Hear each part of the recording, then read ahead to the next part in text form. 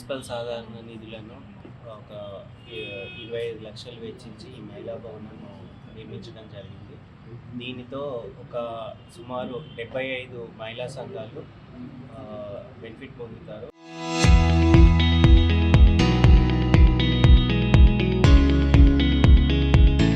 వారి మీటింగ్స్ ఇక్కడ పెట్టుకోవడానికి ప్లస్ మన స్టీల్ బ్యాంక్ ఏర్పాటు చేయడానికి ఇంకా ఈ మన ఏదైతే ఉందో ప్లాస్టిక్ బ్యాన్ మీద ప్రచారం చేయడానికి మహిళా సంఘాలు వారి మీటింగ్స్ అన్నీ ఇక్కడ కండక్ట్ చేసుకొని ప్లాస్టిక్ ఎరాడికేషన్ మీద పనిచేస్తారు.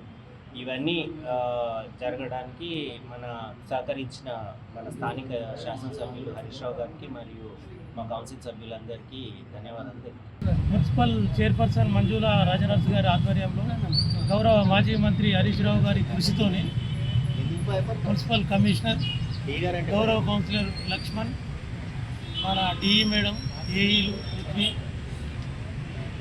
అందరి ఆధ్వర్యంలో ఈరోజు ఇక్కడ 140 లక్షల ఐడిఎస్ఎంటీ స్కీమ్ కింద నిధులు మంజూరు చేసుకొని ఇక్కడ షాపింగ్ కాంప్లెక్స్ శంకుస్థాపన చేయడం జరిగింది.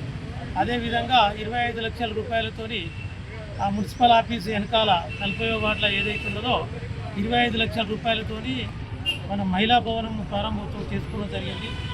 అదేవిధంగా బాలాజీ టాకీస్ వెనకాల ఆ వాటర్ ట్యాంక్ ఏదైతే ఉన్నదో దాని కింద కాంపౌండ్ వాల్ కింద 10 లక్షల రూపాయలు ఈరోజు శంకుస్థాపన చేస్తున్నాం.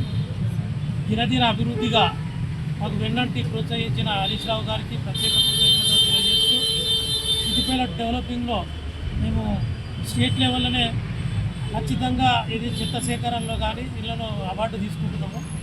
దానికి అనుగుణంగా అభివృద్ధిలో భాగంగా కూడా మా మున్సిపల్ సిబ్బంది, కమిషనరు, ఏఈలు, డిఈలు, గౌరవ కౌన్సిలర్లు అందరి సహకారంతో ముందంజలో ఉంచుతున్నందుకు ప్రత్యేక ధన్యవాదాలు తెలియజేసుకుంటున్నాను.